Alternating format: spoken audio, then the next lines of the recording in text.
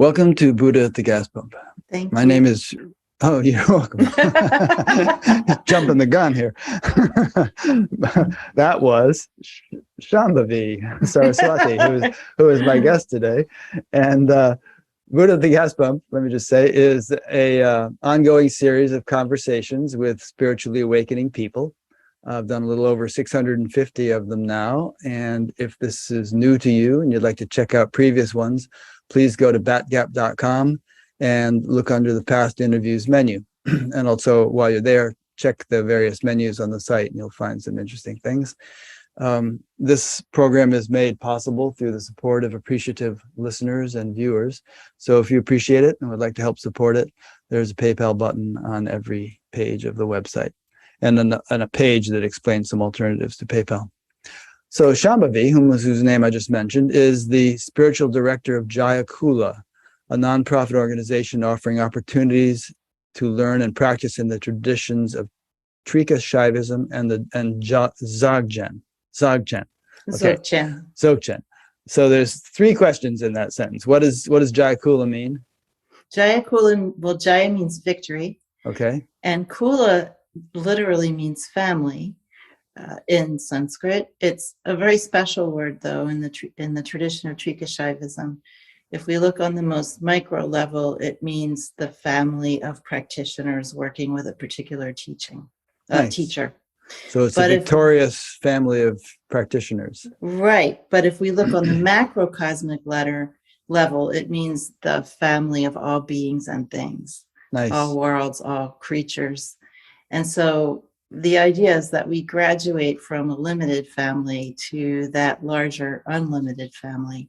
And then it means victory to everything and everyone. Great.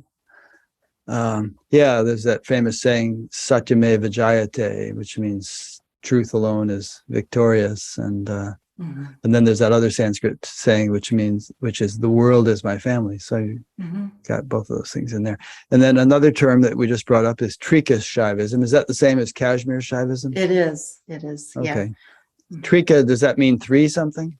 Trika is a reference to threes and the proliferation of threes in the tradition. One of the siddhas and scholars of the tradition, Abhinavagupta, said that Trika was Shiva, Shakti, and their unison.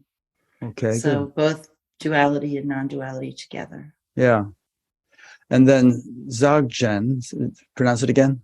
Dzogchen. I've heard it a million times. I just don't pronounce it right. And that is, how does that fit in?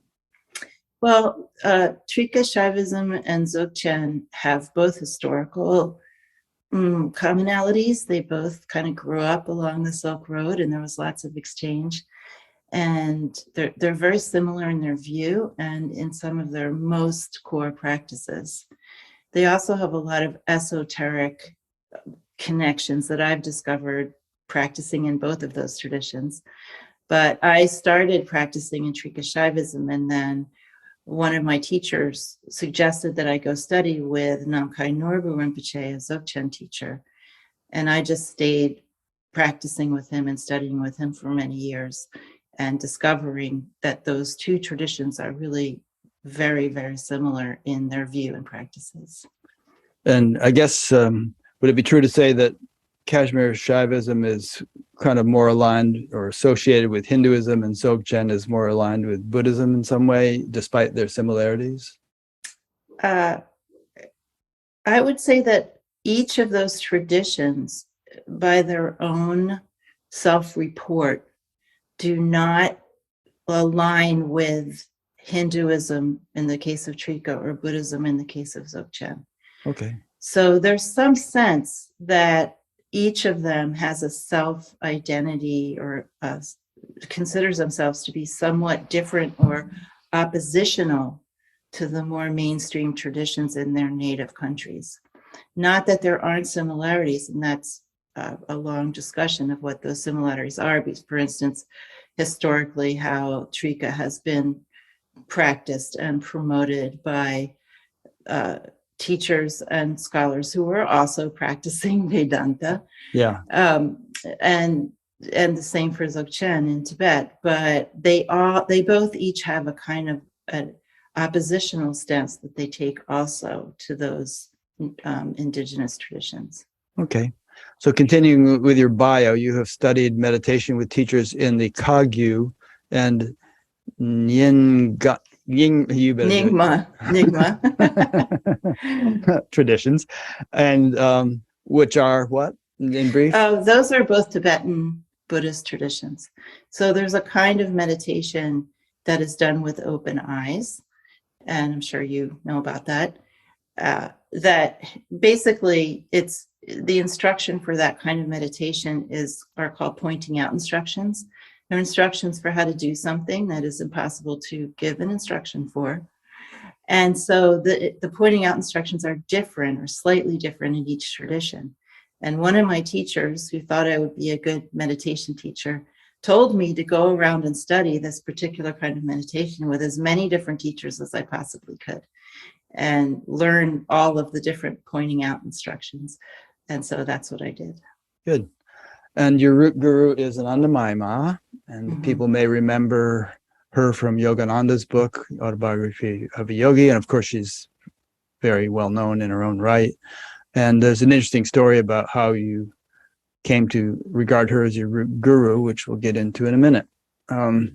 Shambhavi emphasizes direct encounters with the wisdom of the heart through the more explicitly devotional teachings and practices of Trika Shaivism and Dzogchen. In addition to offering teachings in spiritual practice and view, you were trained as a Jyotishi and diviner.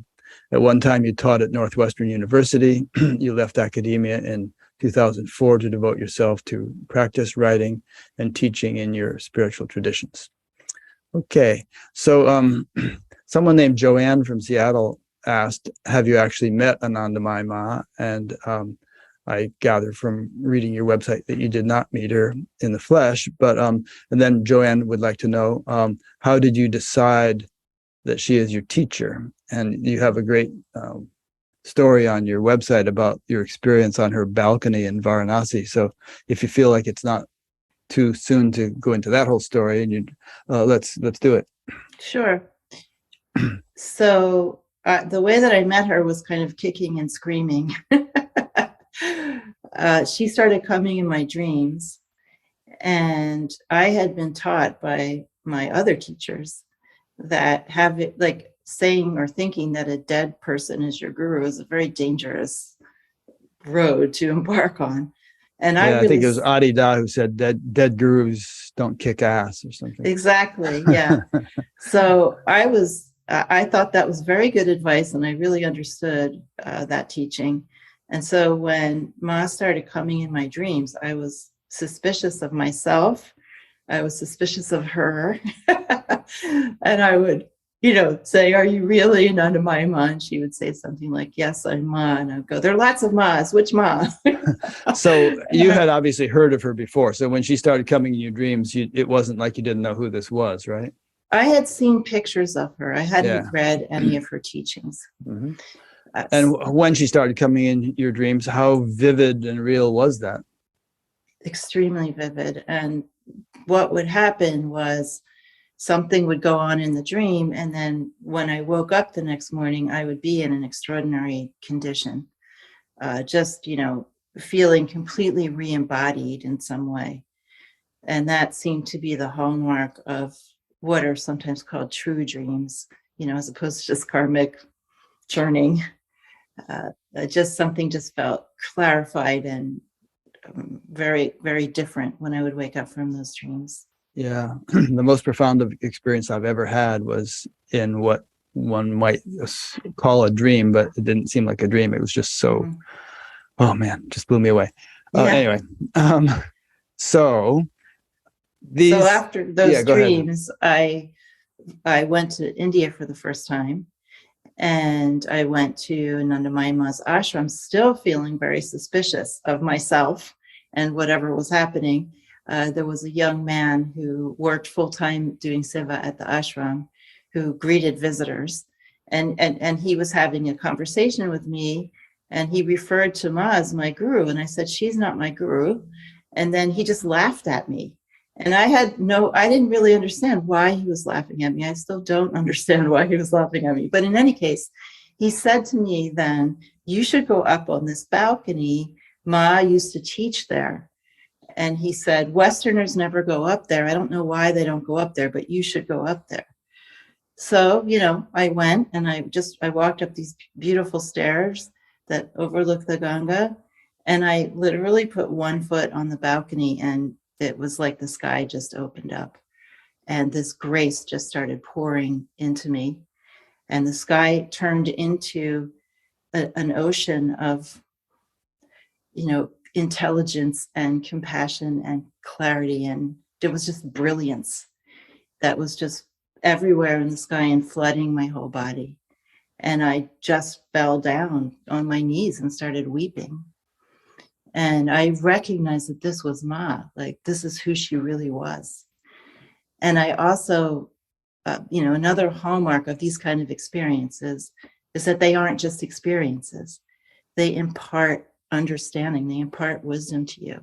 And it was the very first time, I was already, when this happened, I was, in my early 40s. So I'd already been practicing for a long time.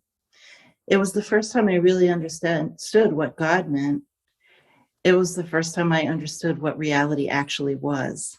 Like she revealed to me the nature of reality in that moment, or it was actually a couple hours that went on.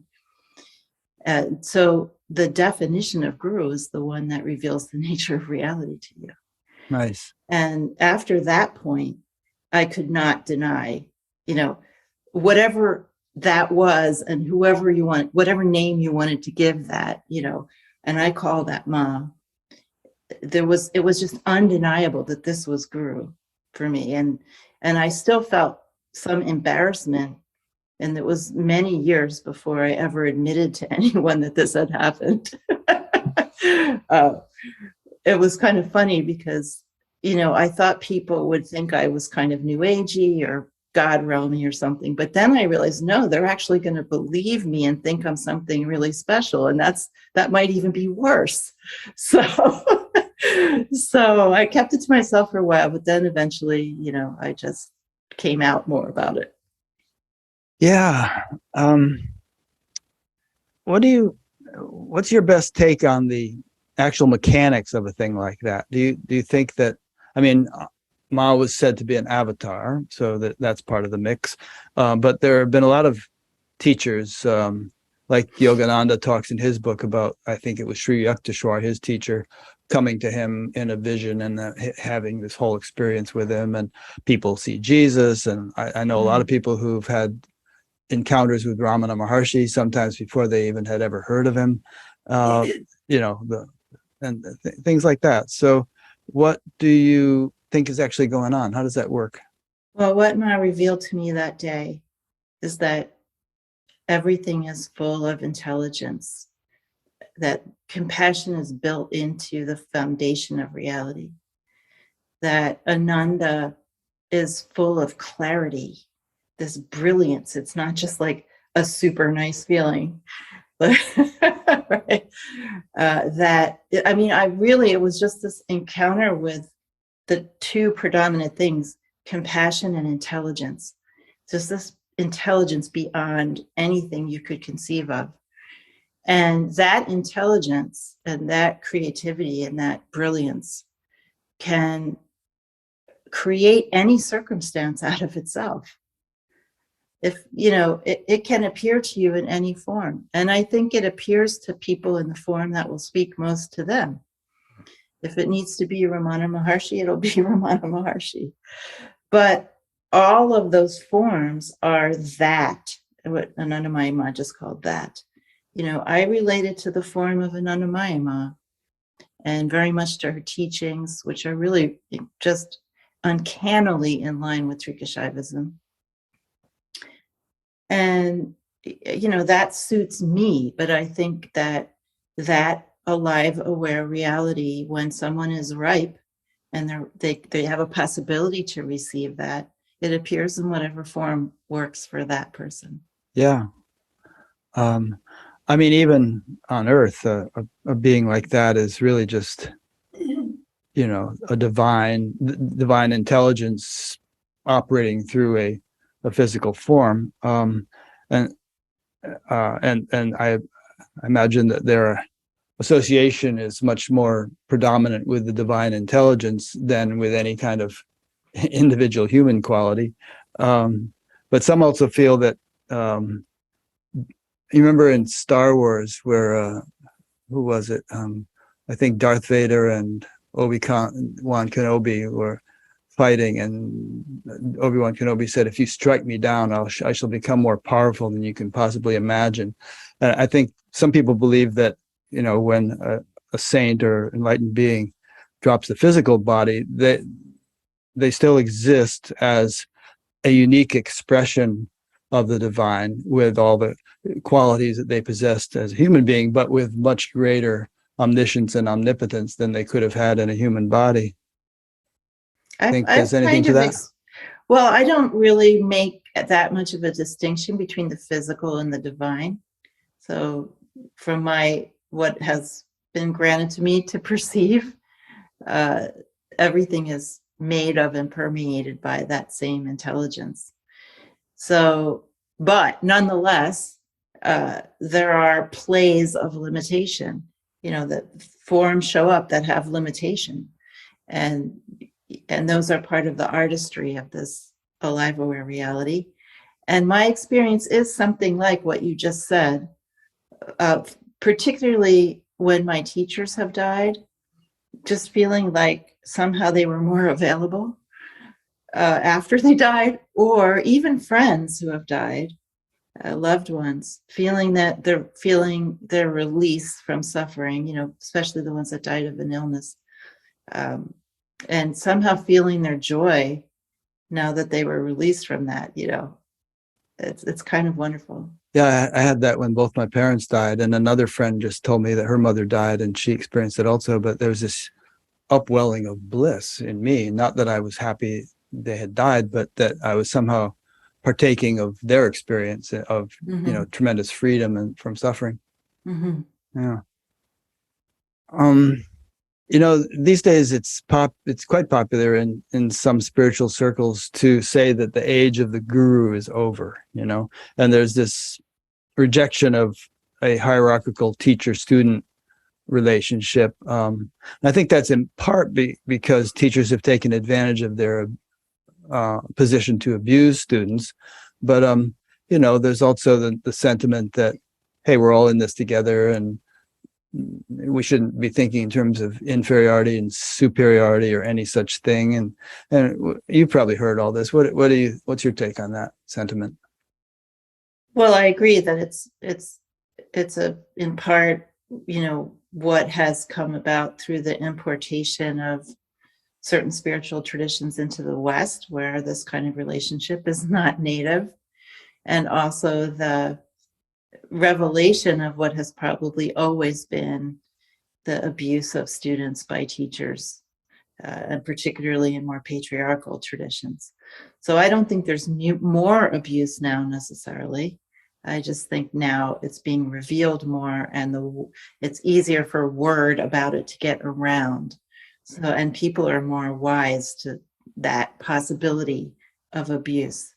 That being said, I think that to see the guru-disciple relationship as hierarchical in that way is not the teaching in the traditions that I've studied in most.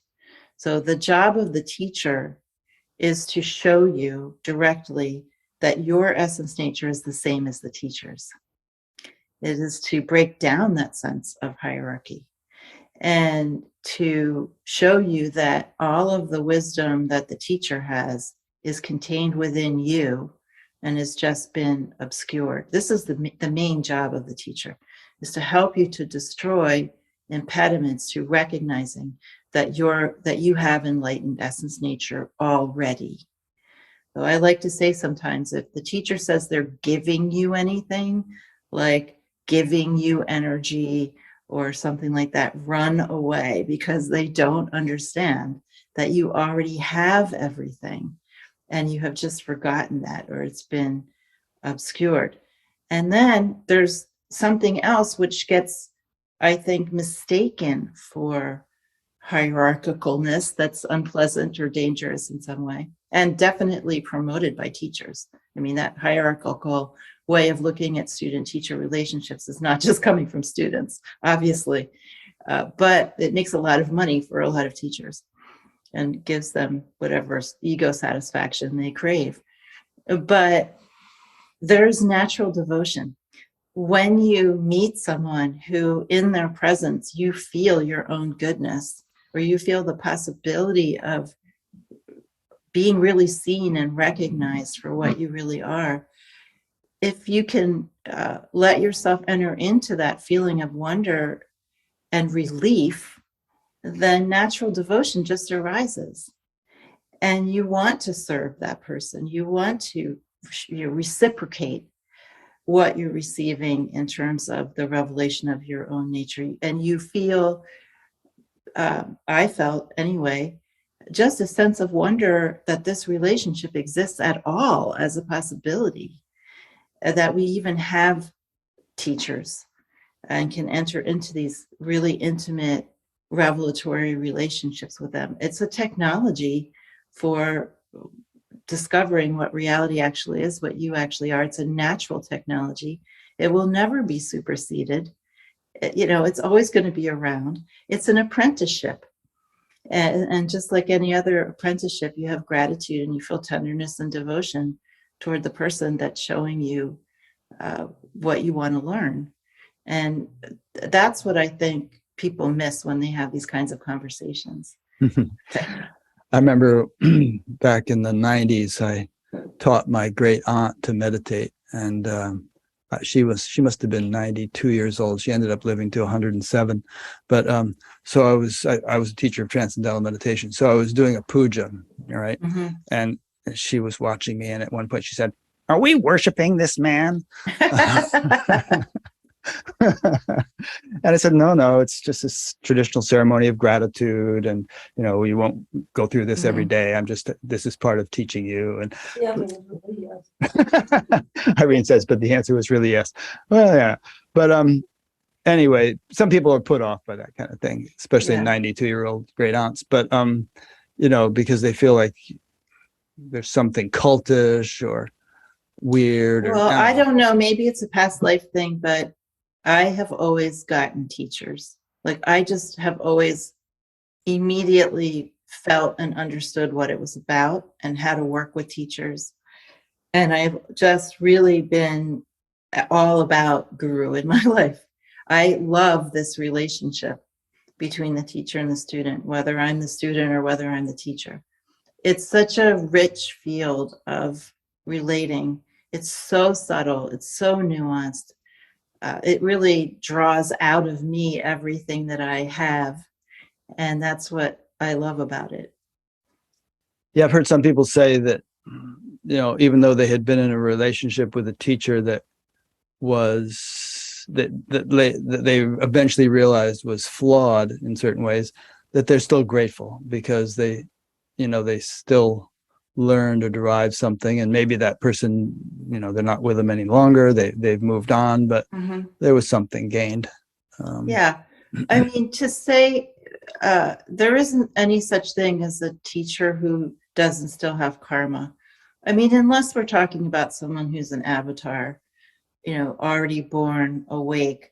Every other kind of teacher that we have on earth, even those whose students say, oh, so-and-so is totally enlightened, everybody has their sticking points. Everybody has some things they're still working out. It's really a matter of how much of that is there and how much does it hinder the process of revelation of the self. So I think it's, in a sense, it's kind of cheating ourselves if we think that the teachers have to behave in some cookie cutter way to demonstrate enlightenment from our perspective.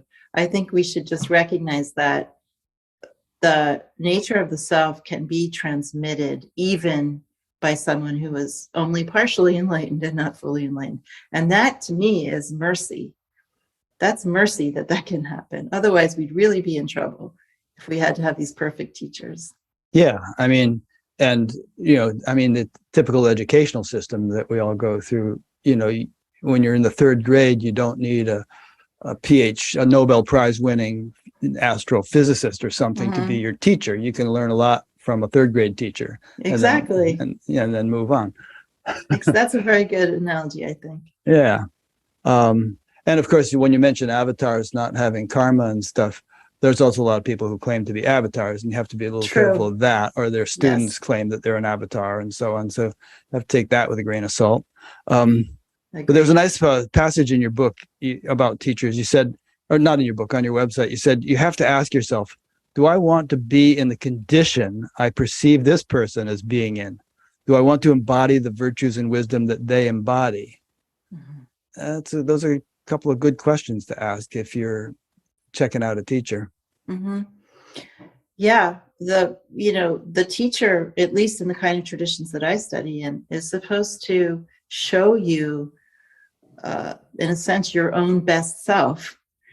And if you look at a teacher and you don't feel inspired by how they are in the world, you might learn something from that person, but they're not your root teacher by any means. A lot of students, in my experience, go to teachers with needs. They want some sort of emotional needs met. And then when those needs aren't met, which is not the teacher's job to meet those needs, then they get disappointed.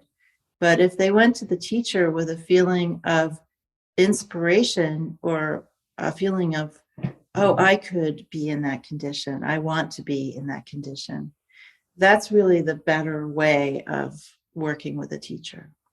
Yeah, I mean, there have been some very well-known teachers who were raging alcoholics and had all kinds of other horrible attributes. And, I would ask myself, I think, do I want to be a raging alcoholic, or whatever? I mean, if this is enlightenment, am I really interested in enlightenment? I think that's a valid question to ask. That person might also be hugely compassionate too. You never know. I don't want to discount all raging alcoholics here. But I agree, that is, definitely something to question. What I would say is this, and this is just something I've learned fairly recently, like in maybe the last 7 or 8 years. There comes a point in your practice or just your path of unfolding, where you really deeply do not want to hurt anyone. And of course, not being totally enlightened, you might inadvertently hurt someone, you make a misstep or you make a misjudgment of some sort. That happens to everyone, but you have never a speck of desire to do that. And when it happens, you feel deeply regretful. And you have no desire to manipulate anyone. You only want the best for people. This is just something that comes about naturally after some time. So what I came to understand from that, and this is part of my Just Stop Teaching campaign, is that... Which you were telling me beforehand, but the people haven't heard it yet. So. Yeah. So, when teachers are abusive and then they issue all sorts of apologies and letters and from their lawyers, and they go on private retreats to try to, reassemble themselves, and then they start teaching again. My idea is they should just stop teaching because they're not really qualified. For life? Or would there reach a point at which they could resume? I don't know. I mean, everybody's trajectory is and how would you different. measure it? Yeah. Well, what I do know is that someone who's serving as the person who's going to show other people the nature of the self, that person should not have a desire to hurt people, should not be able to manipulate people for their own gains and pleasure or money. And that would just naturally subside. That behavior would not be possible if those people were in the condition that they say they're in or their students say they're in. That's what I learned. It's just simply not possible to manipulate or abuse people on purpose when you get to a certain point in your practice. Yeah. I think that's a really good guideline that one could use to evaluate a potential teacher. And when you told me that phrase, I also came up with one, which is the "Don't Start Teaching" campaign. Exactly. Exactly. Because a lot of people rush. Mariana Kaplan coined the phrase, I believe, premature immaculation. And a lot of people who seem to be in a rush to get into the teaching game. Yeah, especially in this country. Yeah. for sure. Uh-huh. All right. We don't want to bitch about this too much, but it is an important issue, and it keeps coming up again and again and again. And it hurt, and people get hurt. So it's worth discussing to a certain extent. And maybe some people have some questions about it, which they'll send in. Okay. Do you have anything on top of your mind right now, or should I go into some notes here? Please just go on. Okay. So you said something in your notes about something showing up as an inner prompting that guided your choices. You called this round world guide, the friend. I hadn't heard the term round world guide, but what's that about? Well, the friend is something that has been part of my life since I was very young. Round world is something I just learned maybe like 20 years ago. But in any case, the friend is a felt sense of being guided by some kind of wisdom that feels internal, but it's not really internal. And it's that prompting that tells you what's actually good for you, what's actually of benefit, and what actually isn't of benefit, and where you should put your next step, where you should step next. So I felt this very strongly from a very young age, that there was a kind of wholesomeness and sweetness that I was following.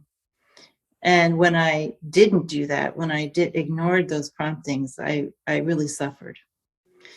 And eventually I called this the friend, and I wrote some poetry, some despairing poetry when I was in my teen years related to this idea of the friend. And then later I found out that, other people on the spiritual path also talked about the friend, most notably Rumi, that this is something that comes to a lot of people. And then later, when I was living in Berkeley, and I don't know when this was, I might have been in college, or it might have been later than that, I'm not sure. I heard someone talking on the radio about having left their country. I think it was China, but again, I really don't remember who it was. I really did my best to try to find out, but I never could find out. And that they had felt they had left the round world and entered into the flat world, meaning here. And the round world is the world where there are ancestors and other and unseen beings and magic and more possibilities and more layers to reality. And the flat world is like the WYSIWYG world. What you see is what you get, where everything is just kind of boring and dull and materialistic. And this young man said this, there was just so much yearning and despair in his voice when he talked about this. And at that moment, I recognized that the round world was where I had been living since I was born, pretty much, and why I felt so at odds with people around me when I was a child, because they were in the flat world and I felt like I was in the round world. I didn't have this idea, but so since then, I've really been using that phrase round world to talk about what we enter into more fully when we do practice, and when our senses become more subtle and we're able to perceive more about how things really are. That's nice. I didn't have a conscious sense of this friend principle myself until, I was through my adolescence and into my 20s, I suppose. But when I think back on it now, I feel like it must have been there, and I might not have even lived if it hadn't been protecting me and guiding me to some extent, Yeah. Same here. Yeah. And like what you just said, I mean, on the one hand, you can think of it as in your own deeper intuition, but on the other hand, I really do believe, and often discuss on this program, that there's a world of intelligent beings or impulses or whatever we want to call them that aren't ordinarily perceived by people, but that are very much concerned with and involved in human affairs and guiding and protecting and us, guardian angels, if you want to call them that. So, I think, as we go along, we get more and more attuned to that, and more cooperative, we could say. Any comments on that before we continue?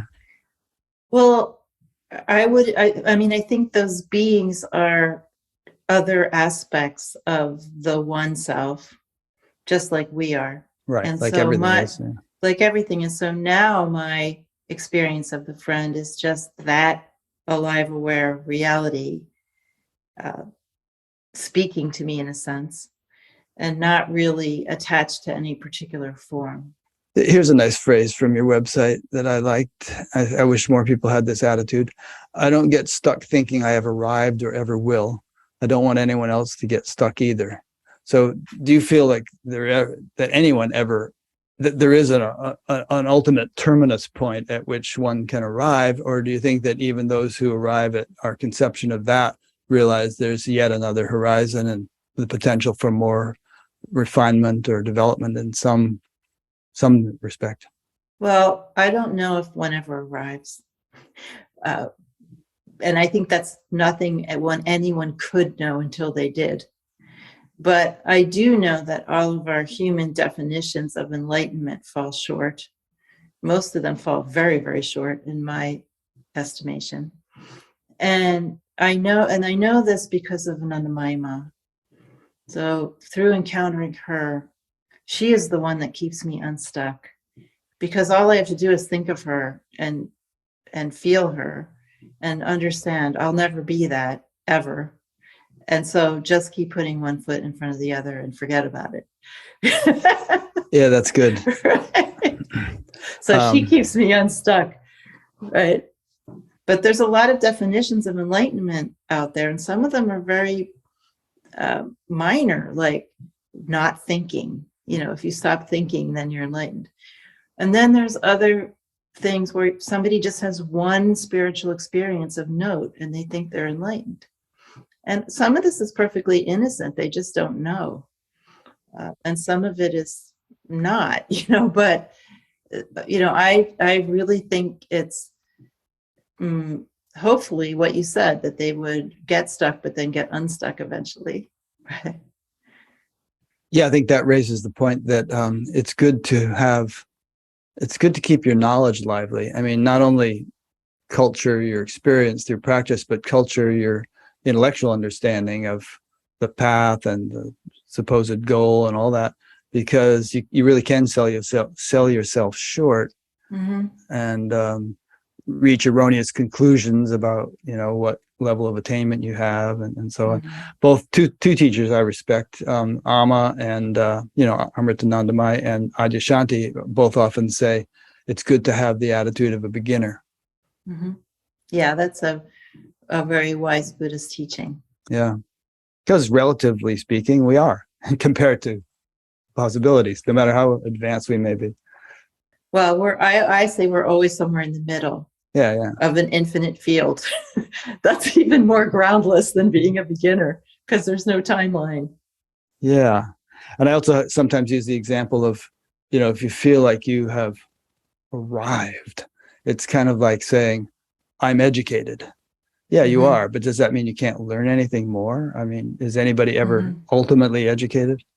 Yeah, I think that, and I've said this in so many different places, that when you engage with wisdom traditions, whether they be spiritual traditions or crafts or things like Jyotish and divination, anyone who engages really deeply and honestly with a wisdom tradition understands that there's no mastery, that that's not actually something that you can achieve. And that's the pleasure of it. The pleasure of wisdom traditions is that you can learn infinitely, you can refine infinitely. They're infinitely nuanced. Otherwise, it would be a little bit boring. Yeah. Now, some people say that, okay, well, that education example doesn't apply to the field of enlightenment, because enlightenment involves realization of something which is absolute. And once that is realized, it can't be improved upon. And then there's the whole question of direct versus progressive paths, which I'd like to get into with you a little bit. And so some people feel like if they've glommed on to some absolute level of consciousness or reality or realization, that they are truly done, and that relative refinements could go on endlessly, but those aren't very significant. Well, we're not improving on the absolute. That is something that's not possible. But we are improving on our immersion in it, our degree of immersion in it. So sometimes I've I've compared that to, a big swimming pool. You can be in the shallow end of the pool and you're in the water, but it's not the deep end. So, if we have an infinite pool and you just keep walking in deeper and deeper and deeper, then you recognize that there's no arrival, but there is greater and greater immersion, greater skillfulness, greater embodiment of the wisdom virtues of the absolute.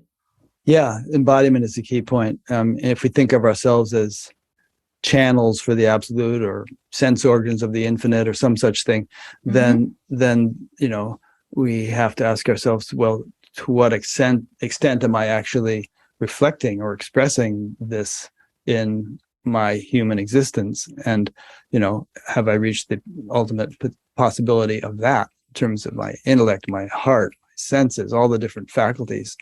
And I think the answer is going to be no. I would refine that a little to say that we never know where we're going until we get there, and we don't have a measure of where we are. So we can't say, I've arrived at the absolute, and do I actually embody it? I don't think that's a possible question. We can ask, of the wisdom that I've been granted, of the direct knowledge of the nature of things that I've been granted right now and here, am I embodying that? But I don't think it's actually possible to say that whatever that is, it's the end. Good. What do you think? Have you ever heard the kind of debate between those who advocate the direct path versus the progressive path? Sure. What's your take on that? That's a big part of Trika, and also Dzogchen. Well, there are many, both of these traditions have at their heart very, very simple practices of encounter with the base state of reality. But they also both have enormously complicated other practices that people can do that are more gradual in their way that they unfold for people. And the reason both of these ways of relating to the traditions that I'm in are completely valid. There's no argument between them. There's people in different conditions who need different methods in order to be able to wake up to whatever extent is vouchsafed them in this life. So I'll give you an example. The first kind of meditation I ever learned was open-eyed non-conceptual meditation, which is basically, you're just sitting with open eyes and there's some very subtle instructions. And most of the people that got taught this at the same time I did stopped doing it because they just, it didn't mean anything to them. And I remember a friend of mine asked me to teach him to meditate. He was a very nervous person. He was always trying to control his environment. And this was the only kind of meditation I knew. So I taught him how to do this open-eye non-conceptual meditation. He told me he was up the whole night before he was going to do it in the morning. He was so nervous. And then he was like terrified sitting in the chair.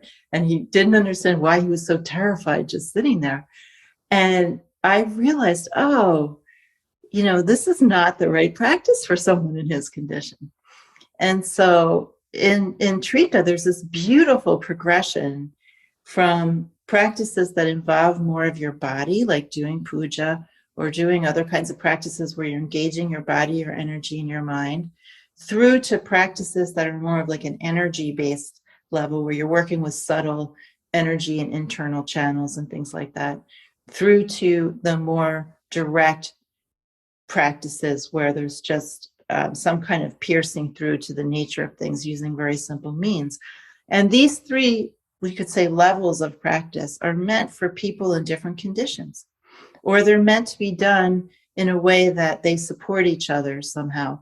But this is all just part of the generosity of these traditions. I don't see them in opposition at all. They're trying to answer to different kinds of people. And it's also part of the embodiment of their oppositional stance to more mainstream traditions that exclude people from doing spiritual practice. So particularly in India, the tantric traditions in general, not just Trika, were trying to make room for other kinds of people who had been excluded from doing practice. And having all these different kinds of practices that address people who have less capacity or more capacity is part of that, and part of the compassion, I think, and generosity of those traditions. Mm.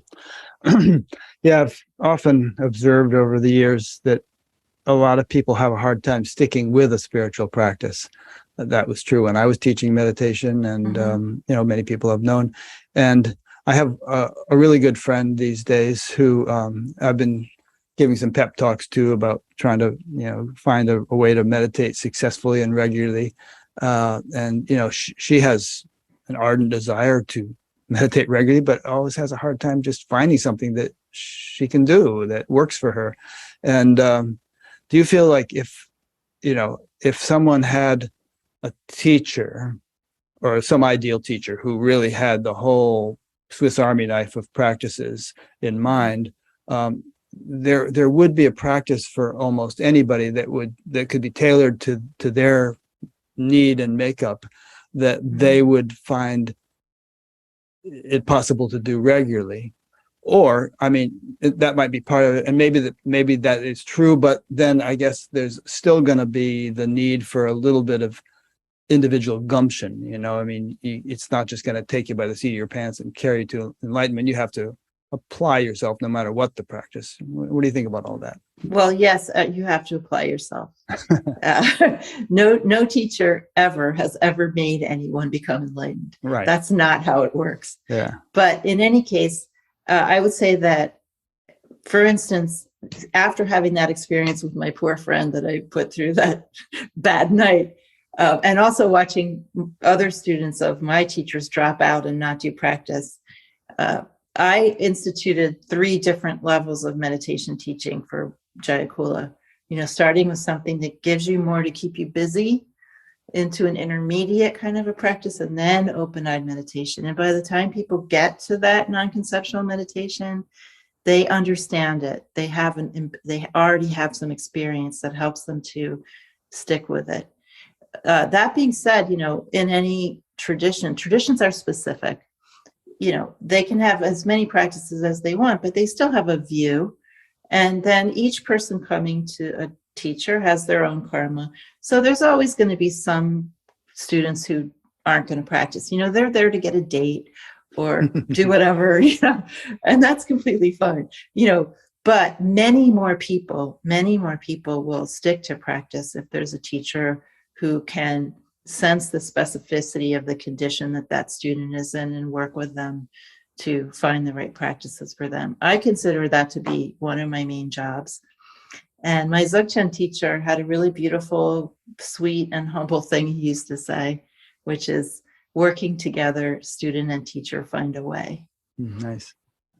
Have you ever run into the Neo-Advaita crowd who say things like, you're already enlightened, you don't need to do practice because practice only reinforces the notion of a practicer, just accept that you're already enlightened, and this is the way it is, what you're seeing now, and I don't know, they go on.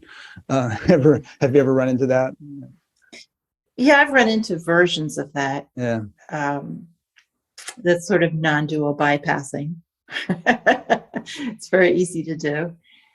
So it's interesting because in this country, we're very competitive, and we always want to be the best and the top, and we always want to win, etc. So when you have traditions that have sort of levels of practice, like everyone wants to be at the highest level.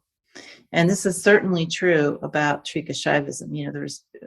It lends itself to someone who wants to say, it's about instant enlightenment. We don't have to do anything. It's all about grace and instant enlightenment. Just sit around drinking your beer, and if Lord Shiva decides you're going to be enlightened, you will be.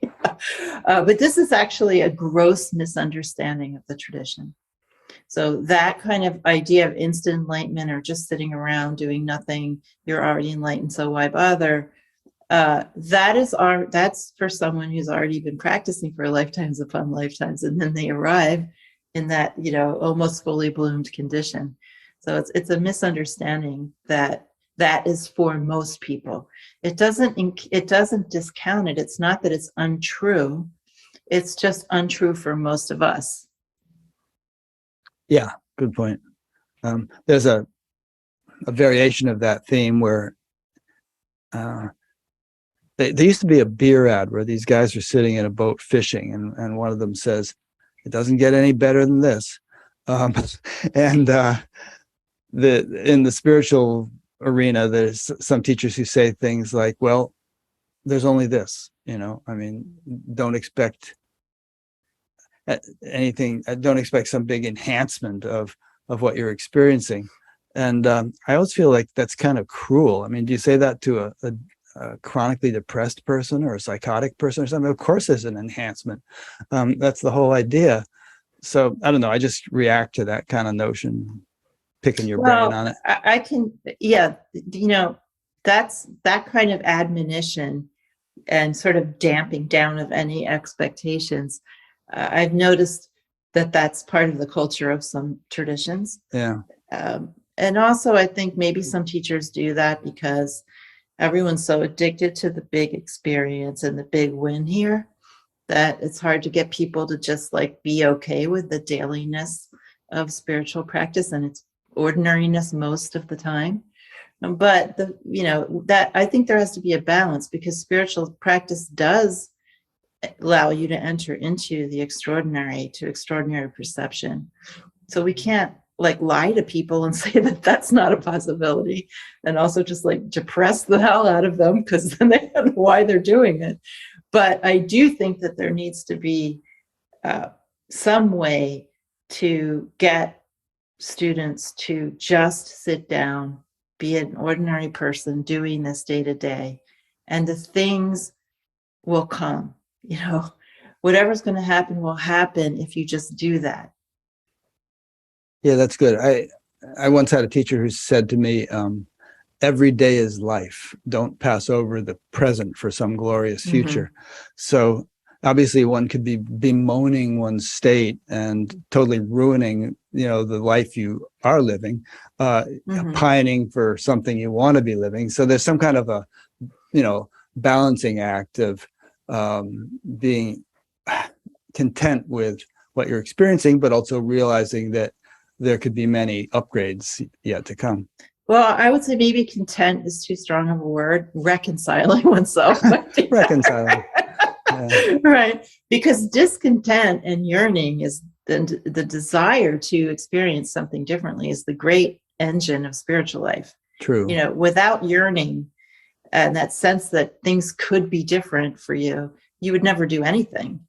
So we want to actually have that grow stronger and stronger and stronger. But at the same time, we have to be reconciled with the condition that we are actually in, because we can't build an authentic practice on fantasy. Yeah. But I guess getting back to the education analogy, if we're in the third grade and we think, oh, the third grade sucks. I know there's higher mathematics. Why do we have to study this stupid stuff and blah, blah, blah. Then you're not really taking advantage of what the third grade has to teach you. Yeah, true. Yeah. But eventually contentment does dawn, santosh, I think they call it. And that doesn't mean you're finished, but it doesn't mean you're agonizing or yearning, or I don't know. That's my own experience. That there's back in the 80s and so on, I used to think, oh God, kind of an enlightenment or bust kind of attitude. But these days it's like, hey, I'm having a great time and I know that there's more to come, but I'm good with this also. But it hasn't dampened my enthusiasm, I kind of went through that for a few years thinking I was content, and then something shifted and I went into a new phase of yearning. Maybe so I'll do that too. We'll see what happens. Yeah, we'll see. Let me know. Okay, I will. So picking up some more things. Well, let's ask a question here. This guest has been patiently waiting. This is Bob Ralph in Whidbey Island, Washington. Hey, we'll trade houses with you, Bob. We always look at what a nice place Whidbey Island might be. It is nice. Yeah. His question is, I have experienced death and rebirth several times, once to comfort and accompany a friend by holding her hand while she passed over. My feeling was drawn out of my body and into hers, and together we went through a vortex. I felt both of us going in, but then she said, it's okay, you can go back now. It then ended. My question is this something others have experienced? it seemed like no big deal to me, but everyone in the room became uneasy with me when I described it. I then assume I am different. Well, there's reams of books about experiences of close encounters with death or near encounters Yeah. when we don't actually die. But I've interviewed a lot, and I interviewed a guy yeah, all about shared death experiences, which is what this guy yeah. was So I referring to. think for sure you are not alone in that experience, and not not a one-off. Yeah, Bob, you might want to watch my interview with William Peters if you haven't. He was the one about shared death experiences. And he has a book in which he recounts numerous experiences like that. I think it's a whole field of study. It is, yeah. Mhm. There's NDEs, near death, and then SDEs, shared death, and then OBEs, out of body experiences, and all these things. I never heard of shared death before. Yeah, William Peters. It's interesting. There's so many examples where people kind of entrain with the person dying and share in their experience. Wow. Yeah. And here's another question that came in. This is from Ashima Earhart in Virginia. I'm 57 years old and took early retirement to deepen my sadhana. I feel such longing to absorb into her presence without the many demands of a job. How can one discern if one is simply running away from the stress of the workforce or truly being guided by her to go into the next phase of life? Hi, Ashima. I think we're Facebook you know her, friends. huh? I don't know her in person, but I'm pretty sure we're Facebook friends. So, being able to take retirement and being able to support oneself adequately so that you can do spiritual practice more is a privilege, and it's one you should take advantage of. It's a gift. And what we should, yes, I'm not retired by any means, but I did spend several years only working 10 hours a week and spending the rest of the time doing practice. So, kind of the minimum I needed to survive. And I feel like if we have that possibility, this is grace in our lives, and you shouldn't worry too much about leaving behind the stress of the workforce. I mean, who wouldn't do that if they could, even if they didn't have a spiritual practice? So just consider this a gift from God and do your best to take advantage of every aspect of it. Good answer. Okay, I'm taking some more points you sent me from your notes. Direct realization. Where does that phrase come from, and what does it mean? We may have already covered it, but I think there's more you can say. Yeah. So there's in Sanskrit, it's pratyaksha darshana, and it means to see for yourself or to see directly for yourself. And there are a number of spiritual traditions that are direct realization traditions. Trika is one of them, Dzogchen, Chan Buddhism, there are other ones. But it means that the view of the tradition and the experience of the practitioners in the tradition is that the nature of the self, or of reality, if they don't call it a self, is there to be discovered directly through our own senses, through our body, energy, and mind. We have everything that we need to actually perceive directly the nature of reality or the nature of the self. So all of these traditions, all of their practices that they're doing are done with this attitude that we can, without any intercession of or interceding of anything, use our own sensorium to perceive the nature of things. Well, how could there be any realization other than direct realization? Because, I mean, if, guru such and such says he has a realization, that doesn't do me any good. It has to be direct, right? Mm-hmm. Well, ultimately, I guess, but that's not the view of traditions that don't subscribe to this sort of thing. So, there's some traditions for whom the goal of the practice is not this kind of direct realization. It's, being good so that you'll go to heaven. Right. There are other sort of end results that traditions want other than this. And there are many traditions that say we are very different from God. We're very different from the divine. We don't have what it takes. And, you are only going to be saved by God, or you're only going to have an intellectual revelation of things. There's not in many other traditions this sense that with your own perceptions, without any other tools, you can perceive how things actually are. That's true. I mean, as I understand Christianity, at least as it's currently understood, the attitude is that, deep down we're all sinners, and the idea that God dwells within us as us is blasphemous. And we need a priest to intercede between us and God. We can't have that direct relationship. At least some forms of Christianity have felt this. Catholicism. The view of the direct realization traditions, and that phrase was a phrase that's used in Trika, and also Ananda Mayama used it. I don't think I've ever seen that particular phrase in Dzogchen, but I haven't read as widely in Dzogchen. In any case, it's based on the understanding that the nature of you is the same as the nature of everything else, so that you should be able to perceive your own nature directly if you remove the obscurations that are in the way. Yeah, I mean, that makes such total sense.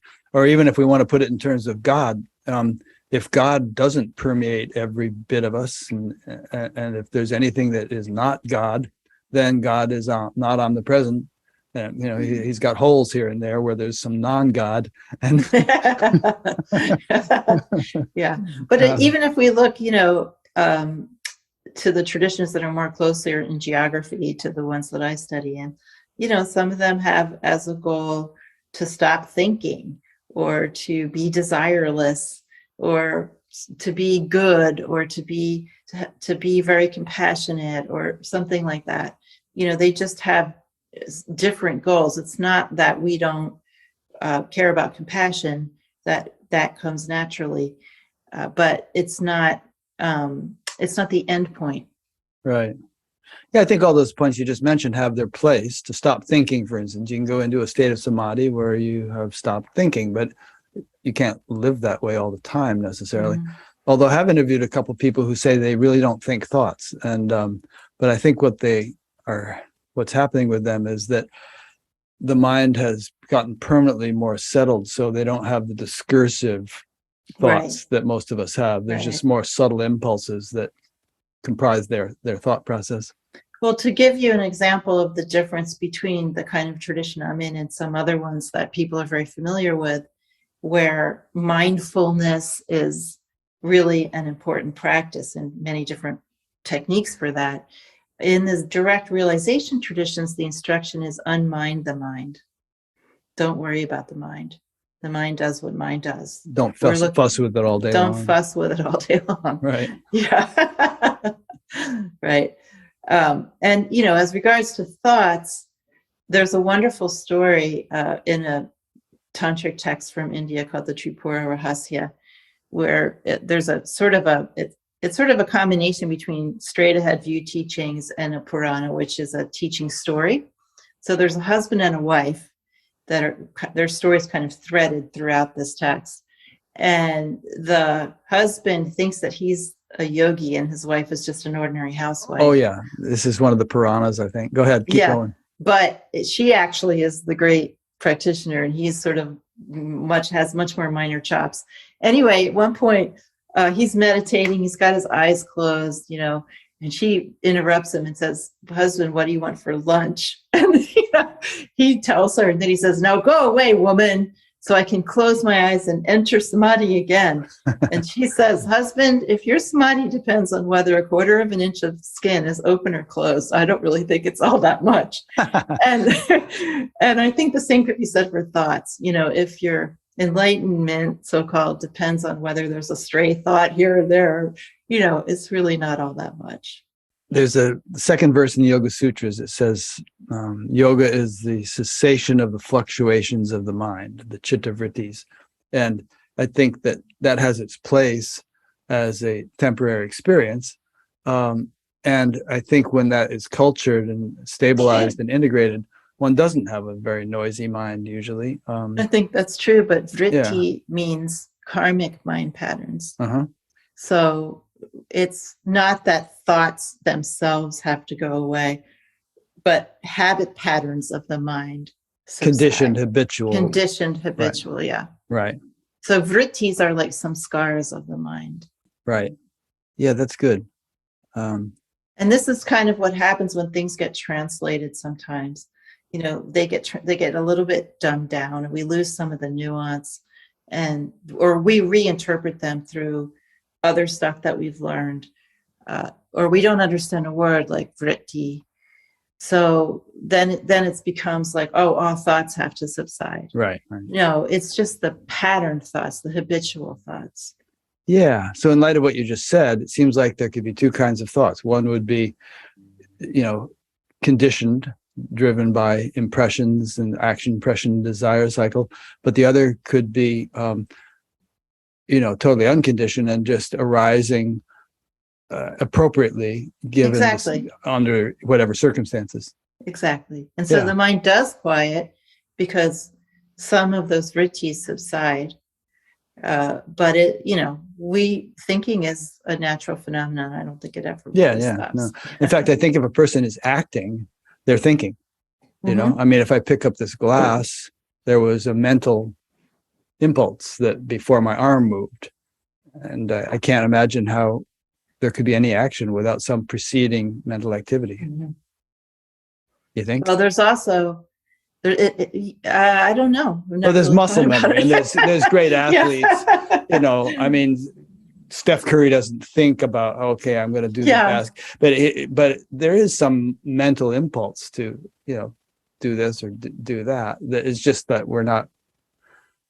Yeah, it's spontaneous. It's more spontaneous. Yeah. But one thing that does happen is that as you start to relax on this very deep level, traces of other lives start to become more obvious, and images and words and little scenes and things that have no seeming relation to one's current life can sometimes flood your mind. They're not exactly thoughts because you're not thinking about anything, but it's almost like some sort of reservoir has been unleashed of these impressions. So do you feel like that's the clearing of deep samskaras that's taking place? You know what? I have never had any idea what it is. I just assume it's, something related to this jumble, this collection, right? Yeah. That I don't know if it's past, present, future, how it's related to me. I don't know. Sometimes they're more obvious. Sometimes they go away completely. But we don't come into this life as a tabula rasa. We have had past lives, and we have deep impressions. And that's right. Yeah, it would make sense that we're not just going to clear away the impressions that we've accumulated in this life. The older ones, deeper ones, have to be cleared up. Exactly. One of my friends who was also a spiritual teacher called it the treasury of worms. That's pretty good. Okay, one question that about an hour ago you said something, and this question's been in the back of my mind, about how you don't transmit enlightenment from one person to another. And I was wondering what you think of the phenomenon of Shaktipat. Mm-hmm. Well, Shaktipat, as it often gets translated as a downcoming of grace or a descent of grace. And Ananda Mahima said there's no downcoming and there's no upgoing. There's just grace everywhere.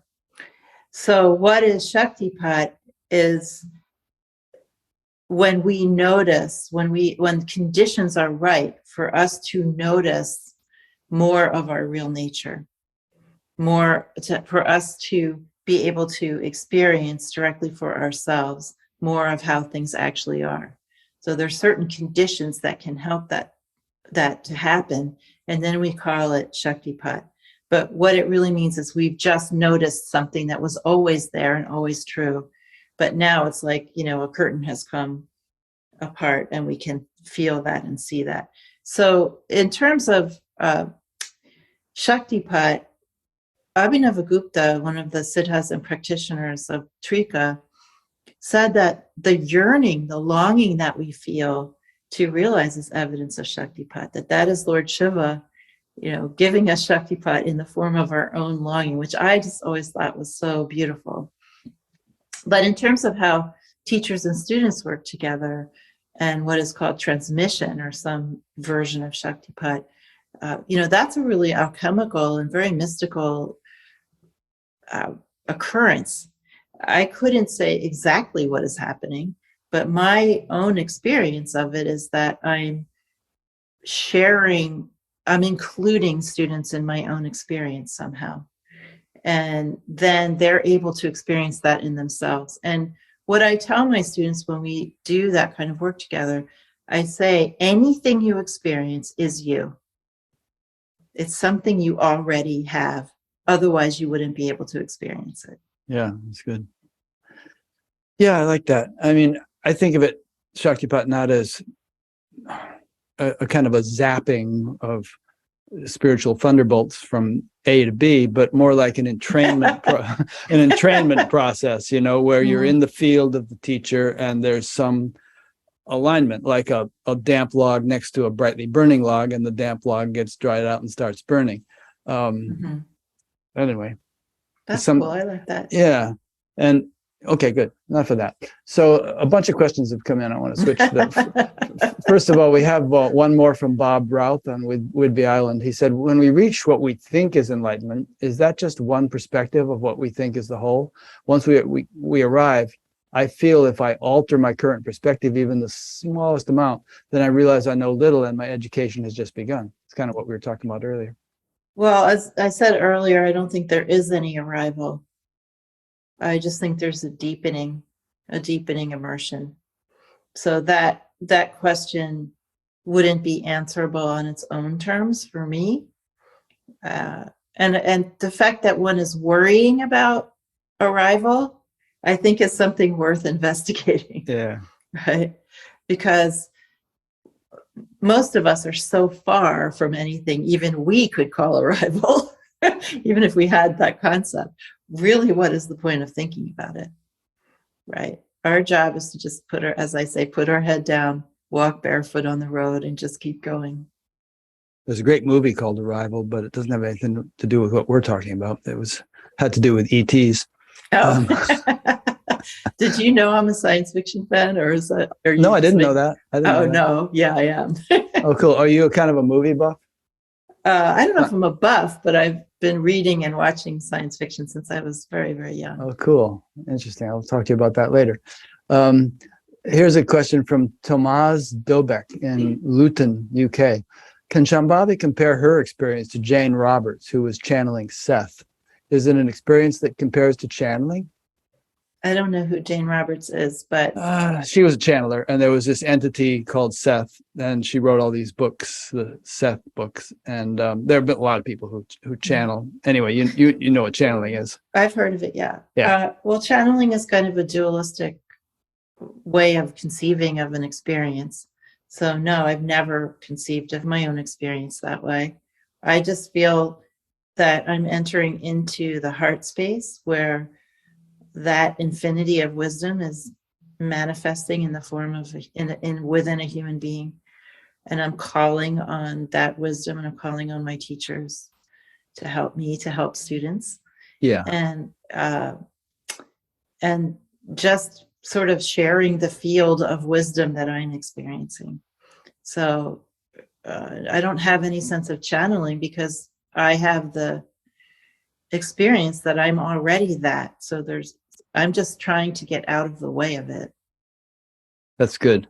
I think the key here is that you use the word field and you say, I am already that, whereas channeling involves an isolated entity that one is becoming a mouthpiece for. Mm-hmm. And that's a big difference. Yeah, I've never had that experience. Yeah, good. Here's a question from L. Shankar in Atlanta. You mentioned that while you were on the balcony, you had a profound experience where Ma showed you the nature of reality. What did you see or experience? You alluded to it, but maybe you could elaborate a bit. I think maybe other than just feeling her utter mercy and grace, and I just felt so overwhelmed by that. One of the most significant things I learned during that afternoon was that everything is made of wisdom, or virtue, or what I call wisdom virtue. For instance, that compassion is not something that we have or that we cultivate, that there is natural compassion just filling all of space and time, all of existence. And then we just embody that more as we relax. The same with that, like I learned that there's this intelligence that is so far not what we call intellect, that is permeating everything. So I really discovered that what God is wisdom, or wisdom virtue. And I had never understood what God was before. The words that had been used to describe God or Shiva when I was receiving view teachings in Trika, was omnipotent and omniscient. I mean, all of these like relatively dull, dry words that really didn't inspire anything in me. I was just like, okay, yada, yada, yada. I don't even know what that means. It doesn't move me in any way. And then what Ma showed me what God actually is. And then I realized also that devotion just comes naturally with that understanding of the nature of things, that the experience of devotion and the knowledge of the nature of the self arise simultaneously, because there's no possibility that you would not experience devotion in light of this revelation. And I had also not thought of myself as particularly devotional before this, although my friends laughed at me when I would say that. They'd say, you're just like someone who's lost their sunglasses on top of their head. But then I really entered into a much more devotional phase of my life, and I just felt like I found out who God was. I don't know if I could say more than that.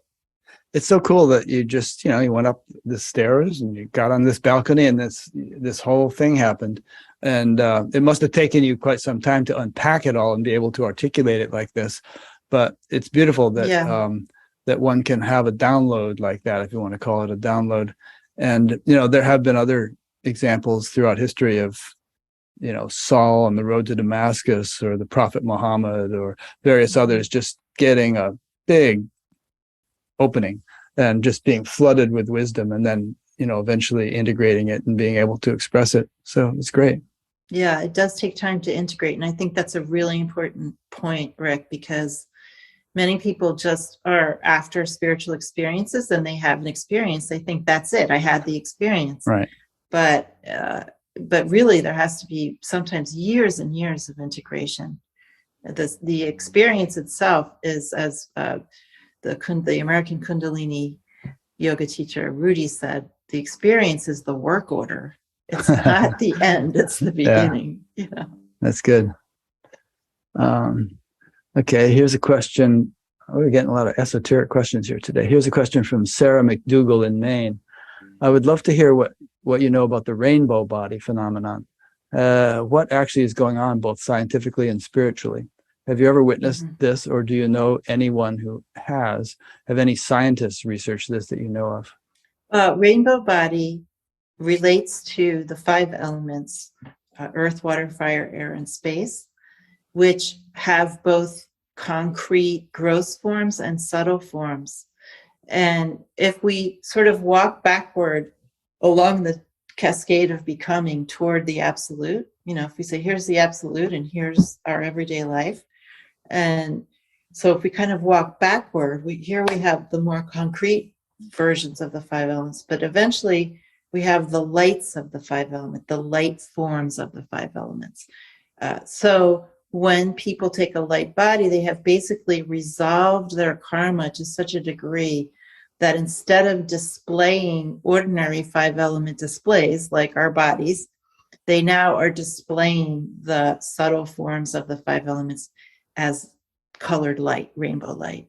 So that's the explanation that's given by those traditions. As far as scientists go, I am really not of the mind that scientists should be offering proof through their view of the methods or results of spiritual practices which operate with a different worldview. And I love science. I've studied science. I have undergraduate degree in science and have studied science my whole life, but their explanations are further down on the chain of the cascade of becoming more gross. And so basically, I think that the yogis should be explaining things to the scientists, not the reverse. And I won't say more about that because it's one of my pet rants. But it's one of my pet rants too. I gave a whole talk on it at the SAND conference, and I think there can be some kind of mutual benefit. Obviously, spirituality explores a huge range of realms that science doesn't even have any idea exist. And if we really want to have total knowledge as a civilization, we need to explore those realms. But science is good in terms of its empirical, systematic approach. And a lot of times spirituality gets too ungrounded and too imaginative, and, it could use a little bit of rigor in terms of actually empirically verifying various ideas. So the idea that something is empirical or objective is already an epistemology and a view that's antithetical to the epistemology of the traditions that I study and how we come to know things.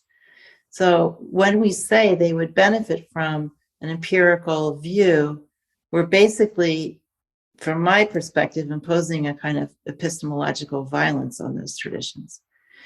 From the perspective of people, scientists who don't actually practice or understand what's going on, they're coming into multi-thousand-year-old traditions and saying, we're going to apply this lens of empirical science on you, on something they don't understand. Yeah, that's not quite how I mentioned it. It's not that the scientists are going to come in and impose this on the spiritual people, but the spiritual people could borrow from science sometimes more of an empirical attitude. And just be a little bit more rigorous in terms of wanting not certainty, what's the right word, just experiential genuineness of what they're experiencing, so as not to get off. And I'm sure that the traditions you've studied have had warnings about getting lost in imaginal realms, and fooling yourself about. Well, in the world of science, there are bad scientists, or scientists who aren't that great, right? Right. And then there are the scientists who do a really, really good job. Mm-hmm. The same thing in the spiritual world. There are practitioners who maybe get lost in imaginal realms, but really, who cares about them? I would say, as a practitioner myself, I don't think any scientist is any more rigorous than I am, mm-hmm. and any more precise, any more sober, any more clarity than I have. So I think, I don't want to get into this too deeply because it could hijack the whole conversation, but I think, again, there's something being imposed here that isn't being imposed through a lack of understanding of what it actually is to practice in a rigorous way. That there is no lack of rigor in spiritual traditions. I'll just say that. There shouldn't be, and that's what I'm kind of saying. Yeah, but we don't need to borrow that from Western tradition. Well, I'm just saying the Western tradition has some merit, and can extract the juice of it, maybe. And it could be that because you have some academic training in science, that you have this rigorous attitude, or it could be just that you have a rigorous attitude, that your innate rigorous attitude attracted you both to science and to a rigorous application of spirituality. But still, you're assuming that the rigor that I practice came either from my engagement with science or something I brought in prior to practicing. I say that the traditions have rigor already inbuilt. Okay. So you don't think that religious, or rather spiritual traditions, have anything, there's nothing valuable in science that they could learn? I don't know. I really don't know. When I was at Stanford in graduate school, was part of a roundtable that included artists and technologists and physicists and all kinds of crazy people. And we really just had a blast together. But there were these physicists that were working at an institute where they did something called boundary physics, which is they looked at phenomenon that could not be explained by ordinary physics, and particularly phenomenon that seemed to engage the idea of consciousness. So they were doing all these experiments of, for instance, they would measure how probabilities turned out when many people in the globe were all paying attention to the same event, like the Olympics or something. Yeah, like Dean Radin has done that kind of work. Yeah. So they would discover that the laws of probability were slightly tweaked during those times, or they would do other kinds of experiments like that. I won't go into it, but they were doing that while I was like going on a Nanaimaima's balcony and having an experience of grace. You know, I felt sorry for them. You know, they wanted to engage with consciousness. They wanted to understand more about consciousness, but they were measuring probability statistics and dropping coins in little plastic tubes to see which side they went on. You know, Yeah. I felt kind of sorry for them. Sure, I know what you're saying, and I'm not one of those people myself. I would get totally bored doing that kind of stuff. But you know, science in a way is the language of the age, and you know, I think, and the Dalai Lama, for instance, has great respect for scientists. Yeah, and, he loves it. yeah, I just think it has a contribution to make, and that somehow there will be a marriage of science and spirituality, and you know, 100 years from now, we might not really distinguish between them that much. Well, that would be wonderful for scientists. Yeah, it would.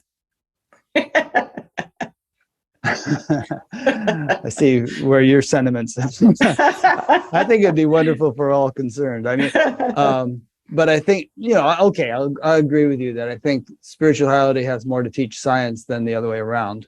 But there's some kind of a amalgamation that might be more than the sum of its parts.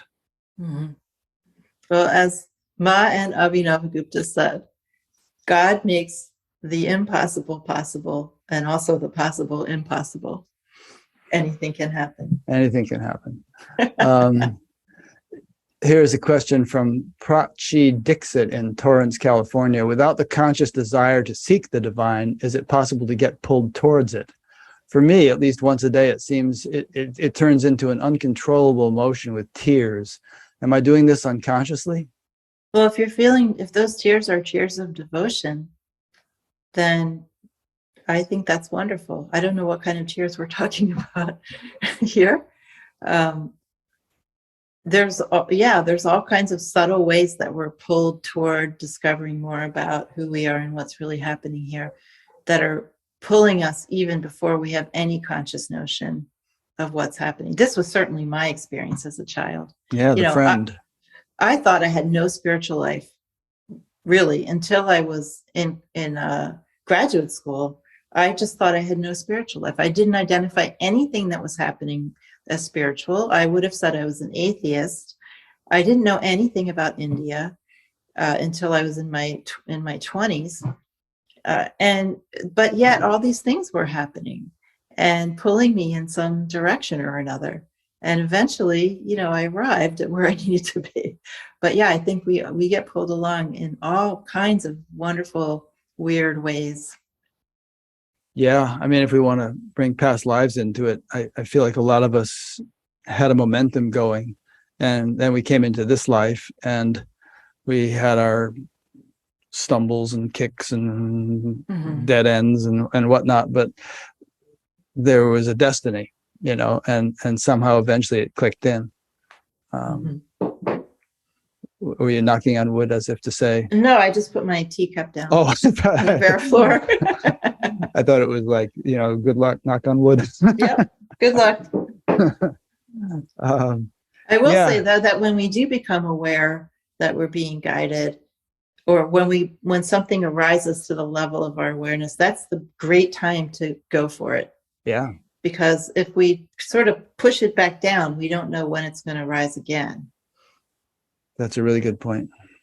Make hay when the sun shines. Exactly. Yeah. And a lot of teachers say that. I mean, a lot of teachers say, what was it? Somebody else, was it you? I don't know. Maybe I heard it was one of the satsangs I was listening to. I listened to a whole lot of your podcasts in the last week, but there was one, I think, where you're talking about the sort of inevitability of death and the unexpectedness of it, and it could happen at any moment. So we just want to take advantage of the opportunity. If we realize this possibility, we want to just, take full advantage of it as with whatever time we have available. I know this in India, there's some people who have the attitude that, I'll become a sannyasi when I retire. And meanwhile, I'm going to do all this other stuff. And I guess sometimes the option is presented to them, well, you can renounce the world now and get into spirituality, but you can balance both and, integrate spirituality into a householder life and so on. You talk about that on your website. Yeah, absolutely. Yeah. We don't have to wait for anything. Right. Okay. Jumping back to some of your notes here. The centrality of the heart and devotion in Trika Shaivism. Yeah. So in Trika, all of reality is considered to be the heart. And then the heart space inside of us, which is in the center of the chest, it's also sometimes called the heart space or the cave of the heart, is like the living symbol or the microcosm of the heart everywhere.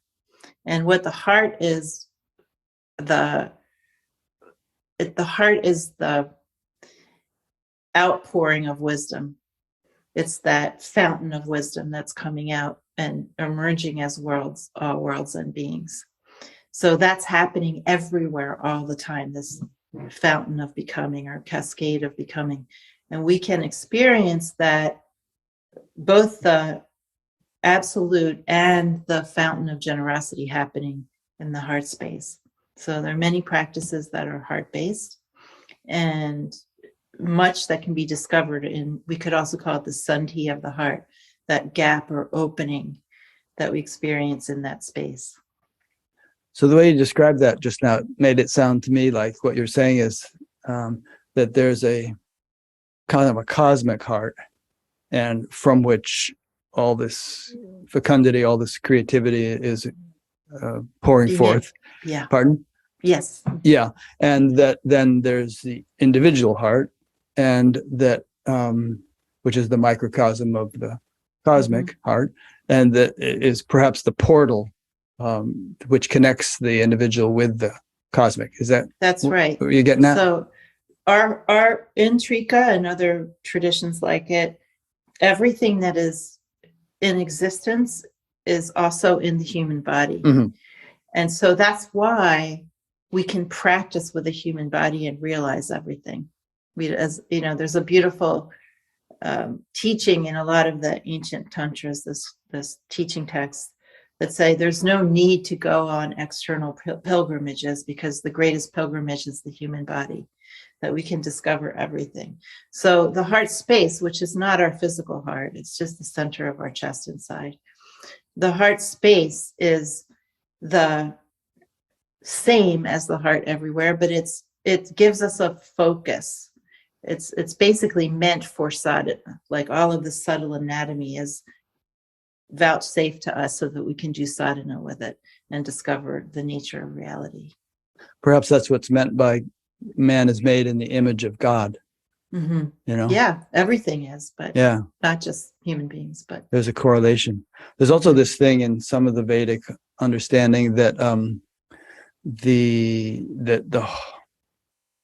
that there's a correspondence in various aspects of the human physiology with the Veda, or the impulses of intelligence which give rise to and orchestrate the creation, that you can find correlations between different aspects of that field of primordial knowledge and our human physiology.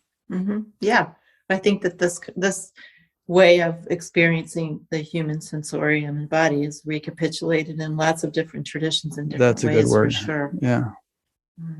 Good. Okay, I'm just going to go right down your notes here because I think you'll have gems with each one. The nature of satsang. So satsang, the word sat means reality or existence. And sang is a kind of a prefix or a suffix that it means a confluence or a coming together. So the way that I like to translate satsang is being in reality together or coming together in reality. Satsang is a really ancient form of spiritual practice, perhaps the most ancient, where you just gather together with a teacher, with someone who has some realization, and you just sit in that field together and you experience more of who you really are to whatever extent that you're capable. And at the same time, you reenact the basic form of the dualistic conversation between the enlightened essence nature and yourself.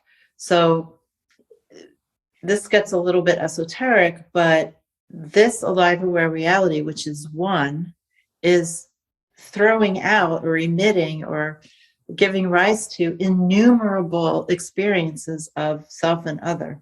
So all of reality, of manifest reality in Trika is called a city.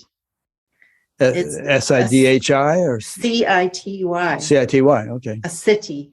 So, so this is like the grand city of manifest life, where you go, or you could say where God goes to experience meeting all the diverse manifestations of which God is capable. So it's this incredible conversation that's happening throughout manifest life. And satsang is mirroring that or echoing that or giving us a chance to enter into that. So it's in the form of call and response, just like everything else here is a conversation that questions are being asked and answered. Generally, students ask questions of the teacher and the teacher answers. And then there's call and response singing, kirtan. So this is a practice that is like a microcosm of what's happening in all of life. Nanda Mahima only taught in satsang. And my first, pretty much the only written encounter one can have with her is through the people who wrote down her satsangs, the conversations that she had with thousands and thousands of people. And listening to her in satsang and audio recordings and reading her satsangs, I just completely fell in love with this way of being with students. And I just started doing satsang. And at first, people just really didn't know what to make of it. I mean, they would kind of sit there like a little nervous. It's very informal. It's very intimate. Sort of anything goes. And eventually, though, now the students that have been doing satsang with our community for a long time, that they really understand the richness of it and how beautiful it is. Ma compared satsang to water dripping on a stone. She said, it is spiritual practice, but it's slow, but like water dripping on a stone, eventually the water will go through. Eventually you'll recognize who you really are. Yeah, look at the Grand Canyon. Yeah, that's what your podcast is essentially, is just recordings of your satsangs. And, yeah, exactly. And each one is on a different topic, or sometimes one of them is on several topics. And so people can find a link to subscribe to your podcast on your website. And do you do these podcasts on Zoom now so that people can participate all over the place? Yeah, we don't do the podcasts are just not my the podcast, answers but the students. satsangs. Yeah, the satsangs. Yeah, we do. Right now, we're doing them 2 days a week. So on Sunday afternoons at 3:30 and Thursday evenings at 6:30 p.m. Pacific time. People can get the Zoom link by joining a Facebook group called Jayakula News. So we don't publish that link publicly. You have to join the Facebook group in order to get the link. Make sure I have that link so I can put it on your Batgap page, so then people can go there and join it if they want to. Okay, good. Going down your list here. A lot of these are questions that everybody's heard a million times, but I'm liking your answers to them. What is self-realization? It's really very, very simple, although the words will not mean anything until you start to enter into a direct experience. But self-realization just means knowing the nature of reality, and that the nature of reality is the same as the nature of yourself. That's really all very, very simple. Good. Sannyas and leading an improvisational life. Mm-hmm. So sannyas is an ancient tradition from India, where people renounced in various ways, and some of them are wanderers, not staying in one place for very long. But the type of sannyas that I've taken really doesn't have much to do with those external forms. It has to do with renouncing or living without view. So we all have these views of everything, even spiritual views of things.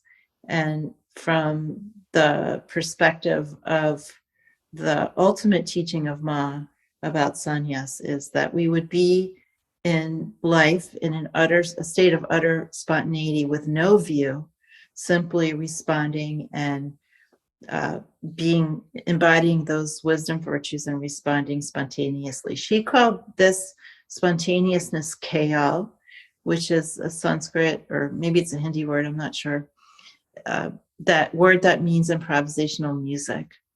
That she said she never did anything other than via kayal, and that she was just moved by reality to do or not do, to say or not say.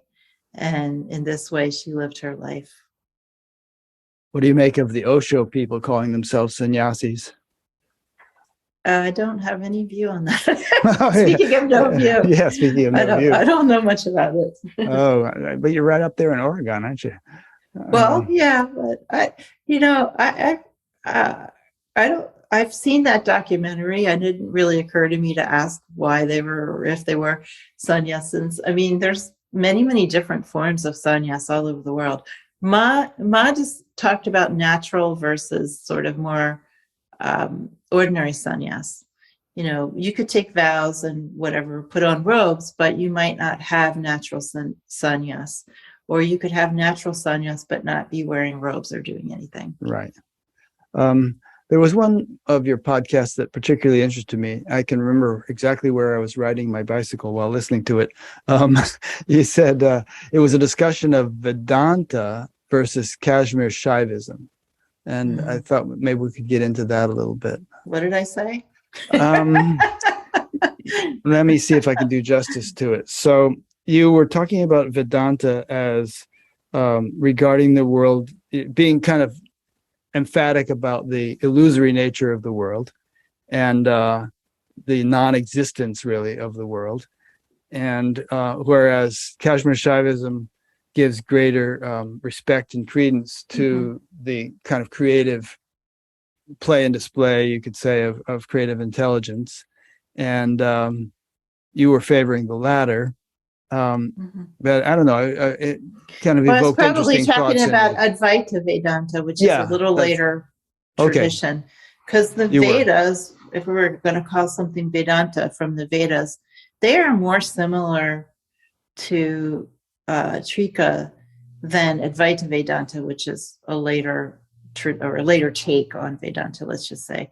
And Advaita Vedanta has many, many different forms, just like the tantric traditions do, but in general tends to be more transcendental than the tantric traditions, or than Trika in particular, in that there's some idea that even though it's supposedly a non-dual tradition, there's still this denigration of lived experience, ordinary lived experience in ordinary bodies in ordinary life. And so Abhinavagupta wrote about this kind of humorously. And he said, if you divide, he was talking specifically about Advaita Vedanta. If you say there are certain things that are real and other things that are illusory, then you're already being a dualistic tradition. You've already fallen off your non-dual horse. What Trika says is that we have limited wisdom or less limited wisdom. So it says that everything that's happening here is real and nothing could be unreal, that the unreal does not exist, which makes kind of a certain kind of sense. If we have a limited understanding of something, that's still a real experience of limitation. And then we enter into a less limited experience when we do practice or some other thing happens to us. So this idea of illusion doesn't really play out in Trika the way that it does in a lot of versions of Advaita Vedanta. Yeah, that's what you said.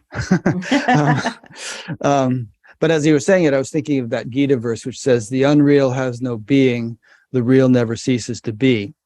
And so it's like it's unreal, therefore it actually doesn't have any being, and all there is the real. Go ahead. What are you gonna say? If it doesn't have any being, then why are we talking about it? Well, I mean, what are we talking about, I guess I would say. well, that's a good question. I mean, obviously, Advaita Vedanta uses examples like the rope and the snake and so on, and there never was any snake; it just seemed to be one. Well, what Trika would say is that we had a real experience of a snake. Right. And then we had a real experience of a rope.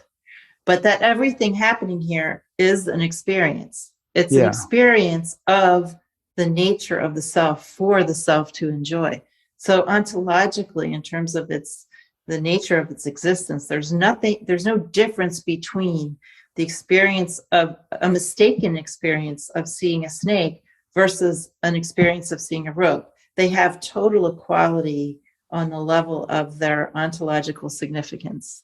But really, is there no difference? I mean, I guess one way of... Well, there is a difference. Yeah. There's a difference. In fact, each of those experiences is completely unique. If I see a snake, it's a unique experience. If I see a rope, it's a different unique experience. But on the level of what they actually are, those experiences, they're both made of what I would call Shiva nature. They're both made of the intelligence and wisdom of that one reality. On that level, they have equality. They don't have non-difference on the experiential level. They have glorious difference on the experiential level. But on the level of what they actually are, they have equality. I think I understand that, what you're saying. I guess I would say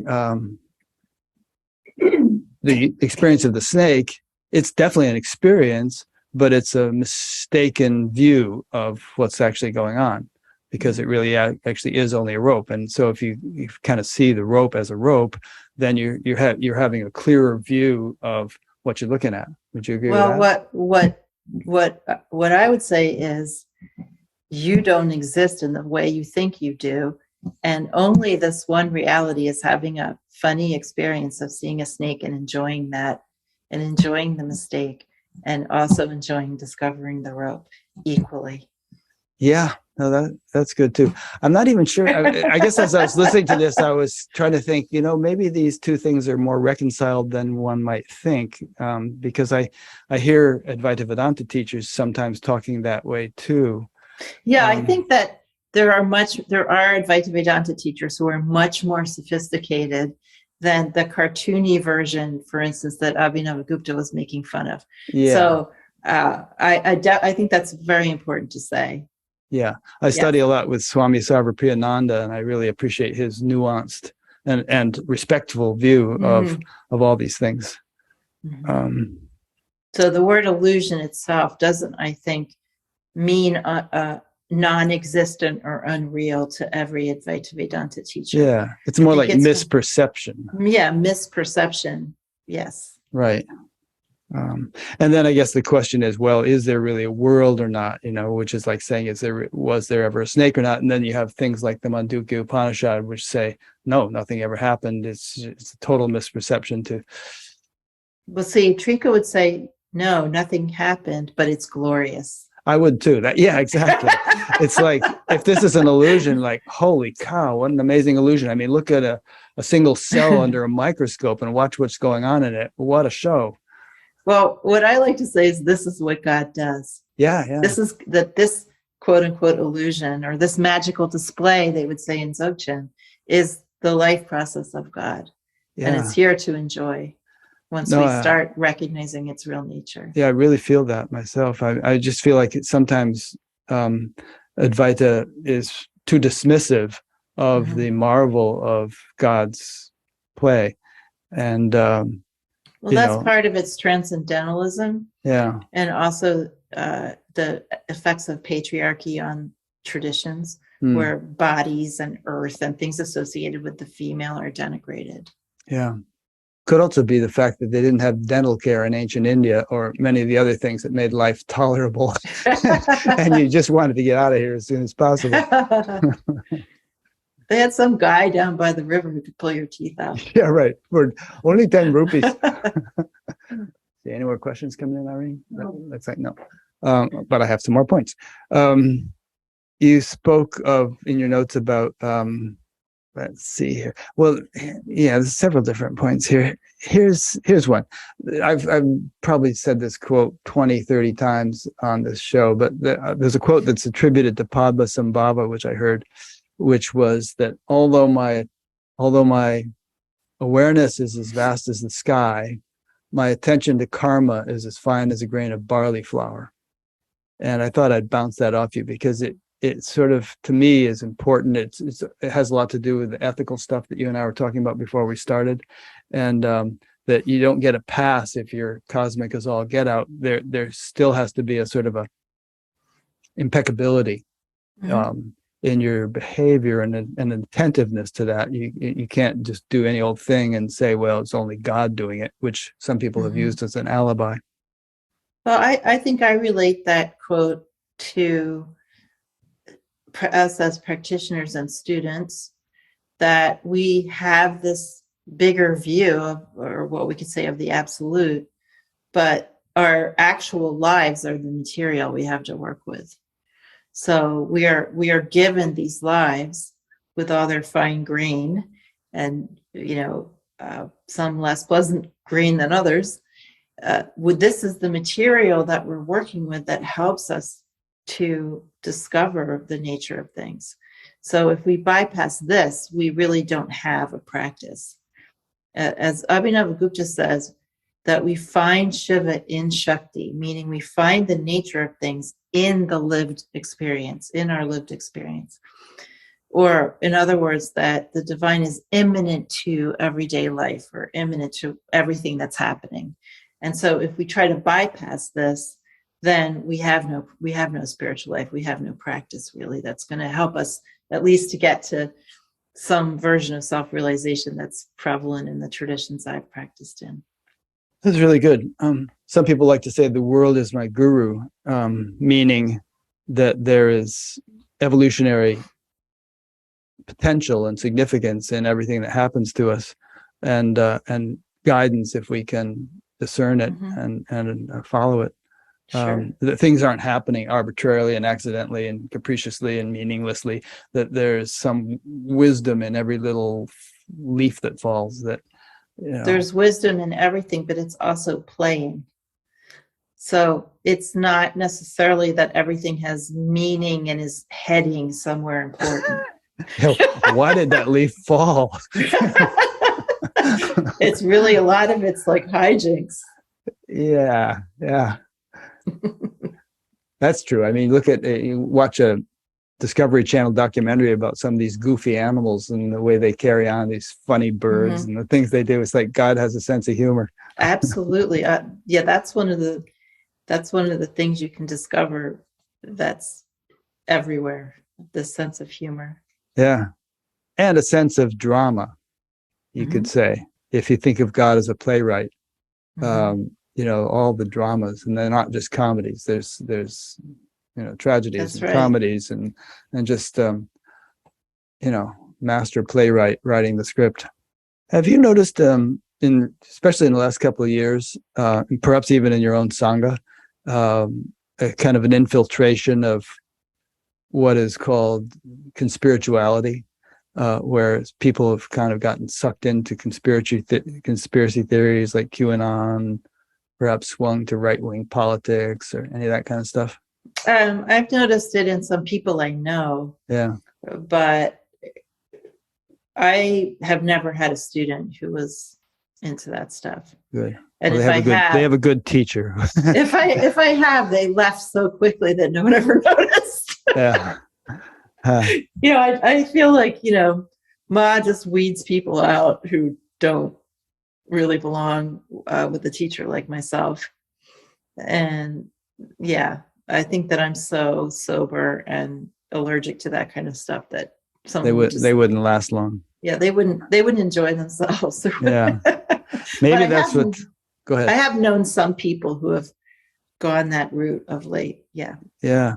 Maybe that's what's happening. Some kind of weeding out process, because there have been dozens and dozens of articles about this phenomenon where, this kind of new age and wellness community and spiritual communities and so on. Many people, like friends in Sedona, told me that about 75% of the people down there at one point were into QAnon, Donald Trump and the whole thing. Where I And, encountered it most disturbingly was around the pandemic, yeah, exactly. with like lots of magical thinking about being protected from COVID without being vaccinated or Right. wearing a mask or whatever. Yeah. Yeah, that's why I said the last couple of years, the pandemic seemed to kick this into high gear. Yeah, absolutely. People want to feel safe, but they also want to feel like they're in charge. Yeah. Those two things don't always go together. And what I distilled from all this, and I gave a lot of attention to it for a while, is that the development of critical thinking skills is a really valuable tool on the spiritual path. I agree with that. And clarity is one of the qualities of reality. So we're moving in that direction. Yeah. By thinking more clearly. Yeah. All right. We have a little bit of time left. Is there anything that comes to your mind that you're going to wish we had covered if we don't? I guess I would just say, in terms of the round world, that anything you can imagine from whatever vantage point you're at right now. I don't mean you, I just mean anyone listening or anyone who will listen. And remind us what you mean by round world, just so people, fresh people's memory. By the round world, I mean the world as seen with more depth and nuance than we normally experience it with. Right. The world that includes many other kinds of beings and ancestors, animism, magic, that, or whatever you think the fruits of practice are, you cannot imagine that or decide that in advance. You can only know that by walking the path and discovering how things are. Anything that you think about things is possibly going to be an obstacle on your path. And from myself personally, every important thing that has ever happened to me spiritually was a surprise. Not anything that I read in a book or things teachers told me. Everything was a surprise that was of any significance at all. So really, it's you get there. You get there by getting there, not by projecting or having expectations. And the excitement and the adventure of spiritual practices in that process of being taken by wisdom. Yeah. And on the one hand, we read inspiring books about enlightened people and all that stuff, and we get a sense of, we might not, it might be quite different when we actually realize it ourselves than what our concept was, but at least we have a sense that, well, there's something really great, and I should aspire for that. But I mean, a classic example of this was, there was this woman named, she wrote a book called Collision with the Infinite. What was her name? I forget it. Maybe it might come to me, but in any case, she had, been an ardent meditation practitioner and so on, and studied all this business. And then she kind of drifted away a little bit, and she was married and pregnant and just coming back from a swimming session in Paris and getting on a bus. And all of a sudden, boom, she had this big shift, and she couldn't locate a sense of personal self. And it totally, Suzanne Siegel, that's right. And it totally freaked her out. And she spent 10 years being totally freaked out in this state where she's desperately trying to find the personal self. And finally she met Jean Klein, the teacher, and he said, stop looking for it, relax, this is good. And she relaxed into it. And then, yes, this is, and she then later realized this is exactly what her teacher had been talking about, but she had completely the reality of the experience had been so different than her conception of it that she Mhm. didn't put two and two together. Yeah, I mean, I loved reading books about other practitioners for many, many, many years, and that's wonderful as long as you don't get attached to having experiences. Yeah. Mhm. But just the inspiration that there's more to life Yeah, than you are living, absolutely. and you ought to apply yourself to discovering what it might be without being really rigid about, what it's going to be. Absolutely. Yeah, Yeah, you need that inspiration. I agree. Good. Well, that's a good note to end on. Well, I really appreciated this. I hope I didn't talk too much. I tend to get a little talky, and I really love what you have had to say, and really enjoyed listening to your podcasts throughout the week. Thank you so much. Yeah, and I'll link to all that stuff on your page that I'll put up about this interview on Batgap, so people can hop from there to your websites. And don't forget to give me that Facebook link where I'll they do can that. join that group. Well, thanks so much for having me, Rick. It was really fun. Yeah, it really was. We'll be in touch. Okay, lots of love, everybody. Okay, and thanks to those who've been listening or watching. Next week, I'll be interviewing a Dr. Penny Sartori, her name is, and she'll be talking about near-death experiences, which we Oh, good for that alluded to person who today. asked the question. Yeah, All right. goody. So talk to you later. Thanks. Talk to you later. Bye.